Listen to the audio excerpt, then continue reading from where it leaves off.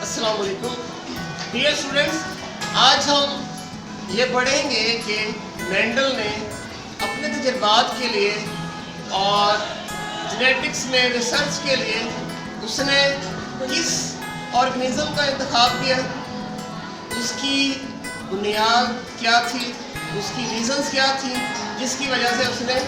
ایک specific organism یعنی کہ پی پلانٹ کو مٹر کے پودے کا اس نے انتخاب کیا۔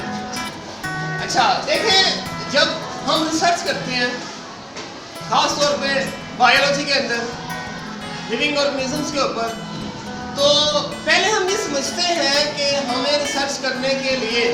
کون سا جاندار اور کون سی کنڈیشن جو ہے وہ ایک ریسرچر کے لیے فائدہ مند ہو سکتی ہے۔ Number 1، organism should have a number of different traits. آپ جانتے ہیں کہ ڈفرنٹ جو خصوصیات ہوتی ہیں جاندار کی، اس کو ہم ٹریٹس کہتے ہیں۔ تو پہلا تو یہ ہے کہ جاندار کے اندر مختلف خصوصیات ہوں، ایک سے زیادہ خصوصیات ہوں، تاکہ ہم جب تمام کے اوپر تجربات کریں تو ہمارا جو ریزلٹس ہیں وہ زیادہ اچھے ہوں، وہ ویلڈ ہوں، ٹھیک ہے۔ دوسرے نمبر پر پھر آتا ہے کہ جو ٹریٹس ہیں آرگنیزم کی، وہ کنٹراسٹنگ ٹریٹس ہونی چاہیے۔ کنٹراسٹنگ ٹریٹس کا مطلب یہ ہے کہ وہ جو خصوصیات ہیں کسی بھی جاندار کی جس پہ ہم تحقیق کر رہے ہیں، وہ مختلف ہوں، اور اتنی مختلف ہوں کہ وہ کلیئرلی واضح طور پہ ہمیں سمجھ آ رہی ہوں، ٹھیک ہے۔ یعنی کہ ایک ٹریٹ ہے ہائٹ یا قد، تو یا وہ ٹال ہو یا ڈوارف ہو، یہ دو کنڈیشن ہو، اور اگر کسی جاندار میں یہ دو کنڈیشنز ہی ہوں گی، یعنی کہ ایک کریکٹر کی دو ہی ٹریٹس ہیں، جیسے قد کی ٹریٹ ٹال اور ڈوارف ہے، لمبا قد اور چھوٹا قد، تو یہ اس پہ تجربات کرنا زیادہ آسان ہو گیا۔ تو یہ ٹال اور ڈوارف کی میں نے ایگزامپل دی۔ تیسری یہ پراپرٹی ہونی چاہیے کہ آرگنیزم شوڈ بی سیلف پولینیٹڈ۔ اب جاندار جو ہے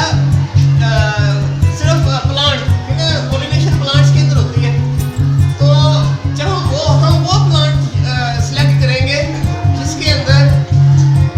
نیچرلی سیلف پولینیشن ہوتی ہے، مگر اس کے اندر یہ کریکٹرسٹک ہے کہ ہم اس کو کراس پولینیٹ نہیں کروا سکتے ہیں۔ سیلف پولینیشن، یا آپ جانتے ہیں کہ اگر ایک پودے کا ایک پھول کے پولن گرین اسی پھول کے اسٹگما میں چلا جائے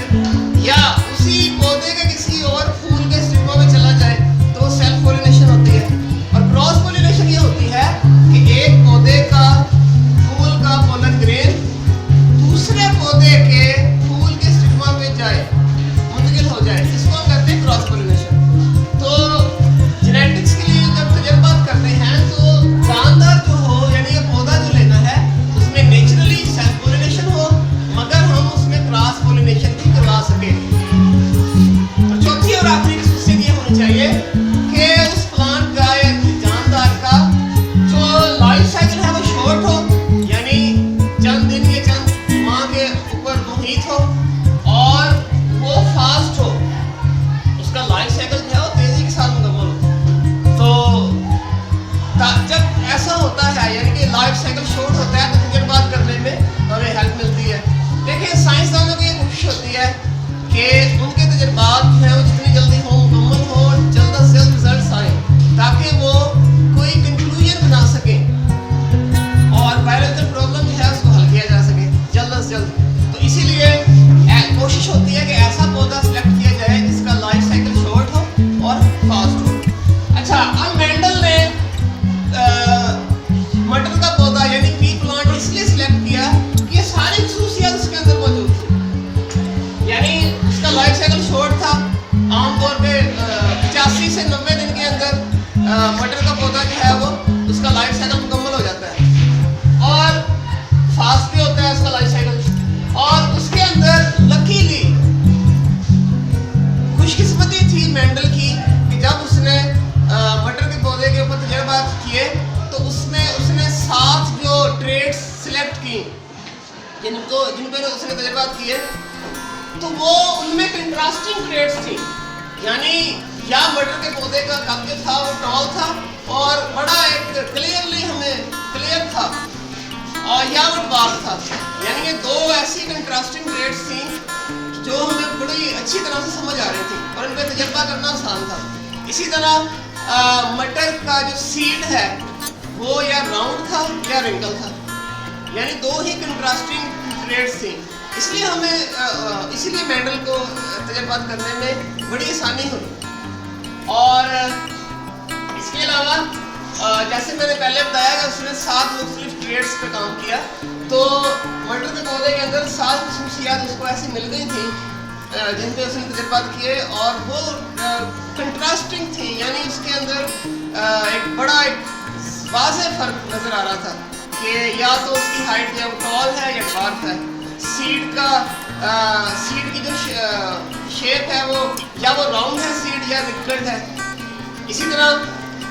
जो सीड का कलर है वो या ग्रीन है या येलो है, ठीक है। तो इस तरह उसने